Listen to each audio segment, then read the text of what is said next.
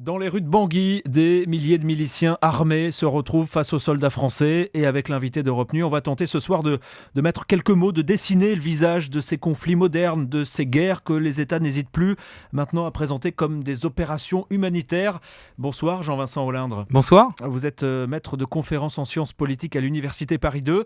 Est-ce que la situation en ce moment en Centrafrique est un peu symbolique, symbole de ces guerres qui n'en sont plus vraiment ?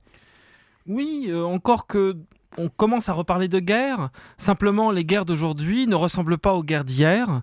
L'image qu'on a communément de la guerre, c'est une guerre entre États souvent dotés d'une grande puissance à la fois militaire et industrielle.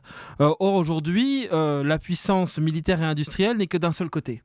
Elle est du côté des armées occidentales qui, pour des raisons diverses, pour défendre la démocratie, pour défendre les droits de l'homme, pour défendre un certain nombre de principes, utilisent leurs armées qui sont peut-être moins fortes qu'autrefois, mais qui restent des armées fortement équipées. Et face à ces armées, on a des insurgés, des terroristes, peu importe comment on les appelle, ou des combattants en pick-up. Et finalement, on a cette asymétrie entre d'un côté la force de ces armées occidentales et de l'autre côté ces insurgés qu'il s'agit de désarmer. Moi, je me souviens de mes profs d'histoire au collège. La guerre, c'était assez facile. Il y avait deux camps, deux uniformes de couleurs différentes, des champs de bataille et puis un vainqueur, un vaincu, un cessez-le-feu, quelque chose comme ça.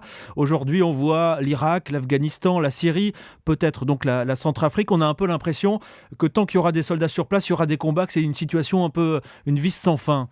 Ce qui est frappant, c'est qu'on a d'un côté des soldats en uniforme, d'autres qui, dans les forces spéciales, n'ont pas d'uniforme, qui utilisent des moyens un peu détournés. Et puis, de l'autre côté, du côté de ceux qu'on appelle les insurgés, les rebelles, on n'a pas d'uniforme. Justement, ils se fondent dans la foule, ce qui fait qu'on ne sait pas bien distinguer qui est le combattant, qui est le civil, qui est menaçant, qui ne l'est pas. Et ce qui fait qu'on a des guerres qu'on a du mal à caractériser et à nommer. C'est la grande difficulté. Est-ce que c'est pas dû aussi au fait que les objectifs de la guerre ont changé, en tout cas tel qu'elle nous est présentée par les États occidentaux aujourd'hui? On vient plus pour conquérir, on vient, c'est ce que nous a expliqué François Hollande ces derniers jours, on vient pour aider, on vient pour pacifier, pour secourir une population. Il y a une ambiguïté, c'est-à-dire que d'un côté, l'objectif qui est affiché, c'est de sécuriser un territoire et de faire en sorte que cet État en Centrafrique, qui est un État effondré, qui est un État qui n'existe pas depuis déjà des dizaines d'années, devienne un peu moins effondré, devienne un peu plus un État. Et donc il y a cette idée de la sécurité en Afrique, la sécurité en Centrafrique et un peu aussi la sécurité pour nous.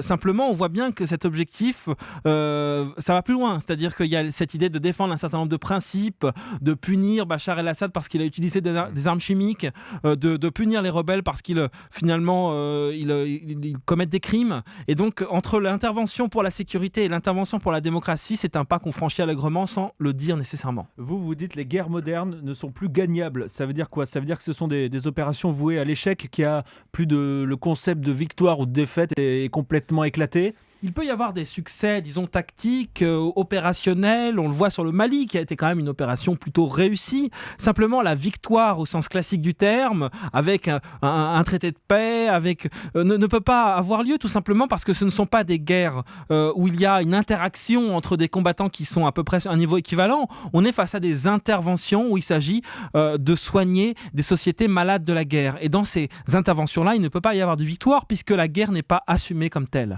Dans ces conditions, quand on entend Jean-Yves Le Drian, le ministre de la Défense, dire ça va être court, on va rester 6 mois, ce sont des délais qui peuvent être fixés totalement aléatoirement. Qu'est-ce que ça veut plus dire grand-chose? On sait quand on commence, on sait jamais quand on termine une guerre, c'est tout le problème. Et le simple fait d'annoncer que ce sera court, c'est déjà une erreur, puisqu'on le voit bien au Mali, ça durera quelques semaines, quelques mois, et on y est depuis janvier, ça va faire 1 an, et on n'est pas prêt d'en partir.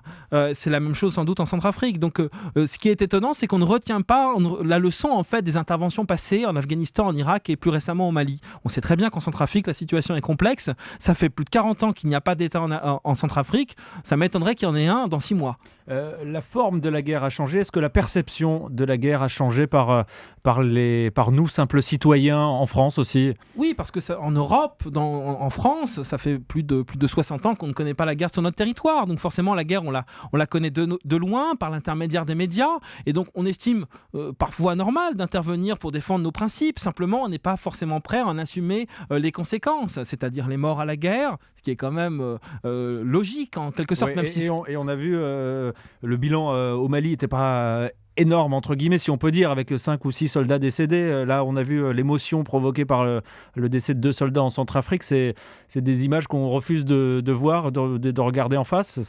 On les regarde, d'un côté on dit oui, c'est bien de défendre ses principes, de l'autre on n'est pas prêt à les défendre sur la durée. C'est comme aujourd'hui la situation de l'armée française. D'un côté, François Hollande réduit l'effectif des armées, de l'autre il souhaite qu'on intervienne au Mali, en Centrafrique et peut-être demain dans un autre pays s'il y a une crise. Donc il y a un paradoxe, d'un côté à réduire l'effectif des armées, à vouloir que l'armée soit plus petite, et de l'autre à vouloir intervenir un peu partout, si j'ose dire.